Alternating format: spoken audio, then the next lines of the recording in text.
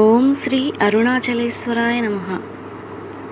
గ్రంథం పేరు కపాలమోక్షం. ఒక ఆత్మయోగి ఆత్మకథ. గ్రంథ రచయిత పరమహంస. అధ్యాయం 40. విగ్రహారాధన, విశ్వారాధన. మాకు మొదట్లో విగ్రహారాధన మీద ఎలాంటి వైరాగ్య భావాలు కలిగినాయో, ఎవరిని పూజించాలి, నా భక్తి మార్గం అనే అధ్యాయంలో ఈ పాటికి చదివి ఉన్నారు కదా.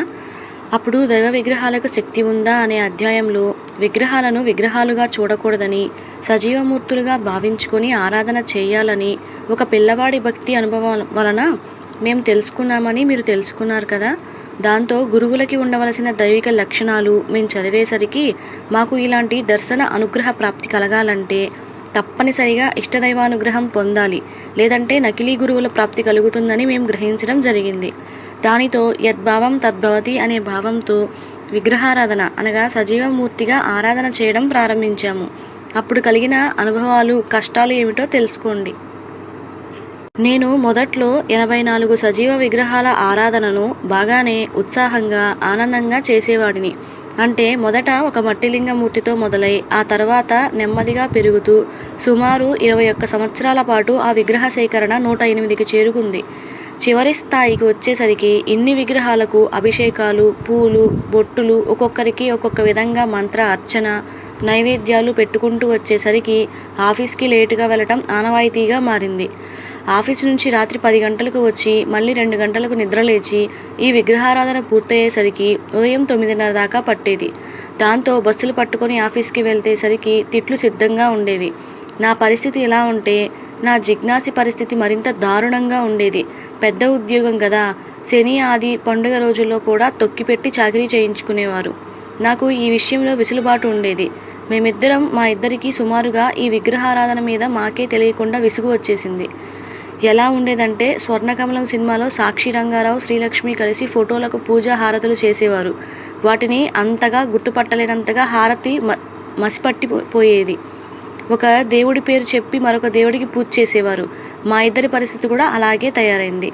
ఏ దేవుడి మంత్రం చదువుతూ మా పువ్వులు ఏ దేవుడి మీద వేస్తున్నామో అర్థమే చచ్చేది కాదు. అలాగని పూజలు ఆపలేం. ఎందుకంటే దేవతా విగ్రహాలకు కోపం వస్తే మా ఉద్యోగాలు పోతే మా బతికేంటి?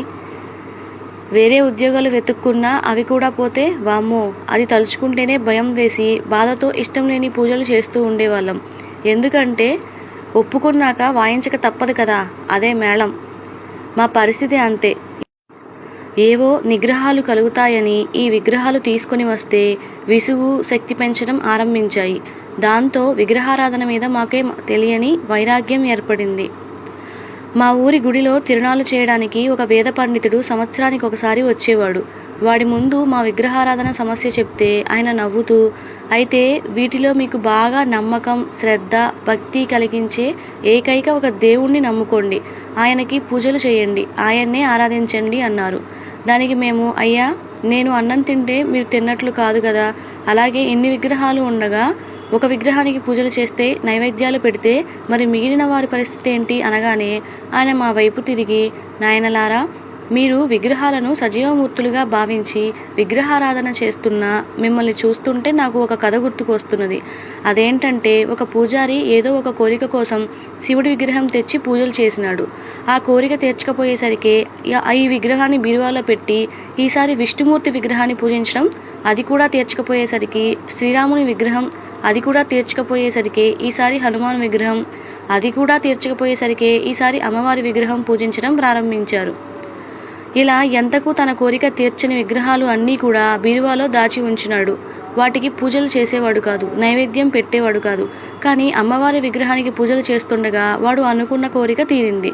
దాంతో అమ్మవారి విగ్రహం మీద నమ్మకం, శ్రద్ధ పెరిగినాయి.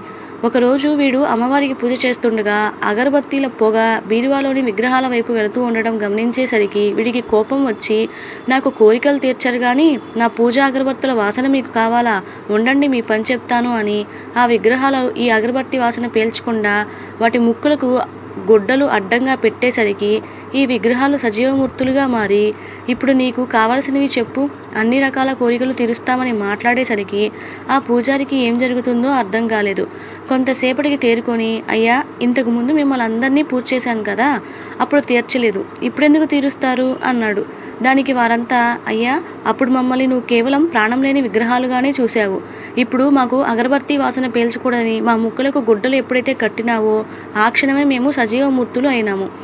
ఎవరైతే దేవుణ్ణి మానవమూర్తిగా కాకుండా మానవుడిలో దేవుడిగా చూస్తారో, దేవుడిని విగ్రహంగా కాకుండా సజీవమూర్తిగా ఆరాధిస్తారో వారే నిజభక్తులు అవుతారు. ఈ స్థితి పొందని వారు మా దృష్టిలో ప్రసాద భక్తులుగాను ఆడంబర భక్తులుగాను ఉండిపోతారు అని చెప్పి అంతర్ధానం అవుతారు. ఇది కథ కాదు, యథార్థంగా తమిళనాడులో ఒక పూజారికి జరిగిన యథార్థ సంఘటన. ఈయన ఎవరో కాదు, మా పూర్వీకుల్లో ఒకరు అని చెప్పి ఈ సంఘటన ద్వారా మీరు తెలుసుకోవాల్సిన విషయం ఏమిటంటే మీ ఇష్టదైవం కూడా మీతో మాట్లాడే స్థాయికి మీరు రావాలి అన్నారు. దానికి మేము వెంటనే, అయ్యా నా ఇష్టదైవం కూడా పుస్తక రూపంలో మా సమస్యలకు సమాధానాలు చెప్తున్నారు కదా, ఇంకేం కావాలి అన్నాము. దానికి ఆయన పెద్దగా నవ్వుతూ, మీరిద్దరూ ఇంత అమాయకులు కాబట్టే ఆ విగ్రహాలు మిమ్మల్ని ఆడుకుంటున్నాయి. మీరు అడిగిన ప్రశ్నకు మీరే పరిష్కారం నెంబర్ ఎంచుకొని చెప్తున్నారు, కానీ మీ దేవుడు నువ్వు ఆ నెంబర్ అలానే చూడమని నీకు చెప్పినాడా? ఎవరో రాసిన పుస్తకంలోని సమాధానాలను మీ మనస్సు ముందే గ్రహించి మీ సమస్యకు ఆ పరిష్కారం నెంబర్ మీ నోటి ద్వారా నీ మనస్సే బయటకు తెప్పిస్తుంది. ఇందులో మీరు పూజించే దేవుళ్ళు ఎక్కడ మాట్లాడుతున్నారో చెప్పండి.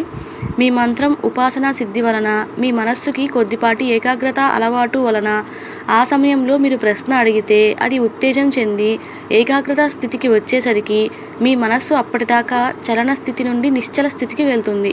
మీరు అడిగిన ప్రశ్నలు మనస్సు విని మీకున్న మనోనేత్రం ద్వారా ఆ పుస్తకంలో మీ సమస్యకు పరిష్కార సమాధానం ఏది అవుతుందో గ్రహించి ఆ నెంబర్ మీ మెదడుకు ఇవ్వటం, అది మీ నోటి నుండి రావటం, అది నిజమని భ్రమపడటం, మీ దేవుళ్ళు చెబుతున్నారని భ్రాంతి చెందటం అంతా కూడా కొన్ని మిల్లీ సెకండ్స్లో మీ కంటికి కనిపించని విధంగా ఇదంతా జరిగిపోతుంది.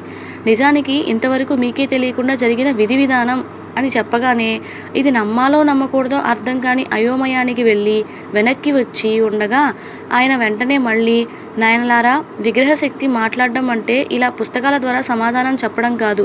రామకృష్ణ పరమహంసకి కాళీమాత స్వయంగా మాట్లాడినట్టుగా, అలాగే నామదేవుడికి పాండురంగుడు మాట్లాడినట్టుగా మీ ఇష్టదైవాలు స్వయంగా వచ్చి మాట్లాడే స్థాయికి మీ సాధనా స్థాయి పెరగాలి అనగానే మా మతి పోయింది. మేము చూసిన కోణం ఎంత తప్పో మాకు అర్థమైంది.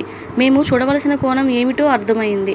అంటే మాకు ఇష్టదైవానికి మధ్య మా మనస్సు అనుసంధానంగా ఉండాలి కానీ మరే ఇతర వస్తువులు అవసరమే ఉండదని మాకు అర్థమయ్యింది.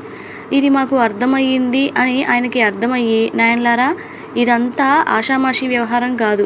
విగ్రహంలోని దైవిక శక్తి మీ ముందుకు వచ్చి మాట్లాడే స్థాయికి రావాలంటే మీరు మీ విగ్రహారాధన నుంచి విశ్వారాధనకు రావాలి. ఇప్పుడు నేను శివుడు ఎక్కడంటే నువ్వు పూజించే నీ శివుని గురించి చెప్తావు. అదే అనుభవ పాండిత్య యోగులను అడిగితే ఆయన లేని చోటు ఎక్కడో చెప్పండి అని అడుగుతారు. వారికి బీరువాలో, పుట్టలో, గుడిలో, శ్మశానంలో, బల్లెంలో, భామలో, అమ్మాయిలో, అబ్బాయిలో, గుడిలో, బడిలో, నీళ్లల్లో, నిప్పుల్లో, మీలో, నాలో వారికి శివుడే కనపడతాడు. అంతా వారికి ఈ బ్రహ్మాండం అంతా శివలింగంగా, విశ్వం శివమయంగా కనపడుతుంది. విశ్వారాధన అదే. అప్పుడు విగ్రహంలోనే దేవుడు మాట్లాడతాడు, రాయిలోనూ కనపడి మాట్లాడతాడు, మీలో నాలో కనపడి మాట్లాడతారు అని ఆయన చెప్పుకుంటూ పోతుంటే మా నోళ్ళు వెళ్ళబెట్టుకుంటూ చూడటం తప్ప ఏమీ చేయలేకపోయాము. అందుకే సాధకులంతా కలిసి సత్సంగం ఏర్పాటు చేసుకోవాలని, అన్ని రకాల అనుభవాలు చర్చించుకోవాలని, అప్పుడే ఎవరికి వారు ఎలాంటి సాధనా స్థాయిలో ఉన్నారు, ఎలాంటి లోపాలు అలాగే తప్పులు చేస్తున్నారో తెలుస్తుంది. వాటికి తగ్గ పరిహారాలు ఏం చేయాలో, ఎలా చేయాలో తెలుసుకునే వీలుంటుందని వారు చెప్పి మా తెల్ల ముఖాల వైపు చూస్తూ, ఇప్పుడు నాకు పనుంది, మధ్యాహ్నం భోజనాలు పూర్తయిన తర్వాత మీకు తెలియని విషయాలు ఇంకా ఏమైనా ఉంటే చర్చించుకుందాం, నాకు కూడా ఇలాంటివి చాలా ఆసక్తి అని చెప్పి ఏదో పని చేయడానికి వెళ్ళిపోయారు. అప్పుడు నా మనసులో ఇప్పటిదాకా నాకు అన్నీ తెలుసు అనుకున్నాను, ఇప్పుడే తెలిసింది నాకు ఏమీ తెలియదు. ఏం చేద్దాం, ఇలాంటి మహాత్ములు మాలాంటి వారికి ఏదో ఆధారం దొరికినట్లే కదా అని సంతృప్తి చెందుతూ మా పనుల వైపు మేము వెళ్ళిపోయాము. జిజ్ఞాసి ఇంటికి వెళ్ళిపోయాడు.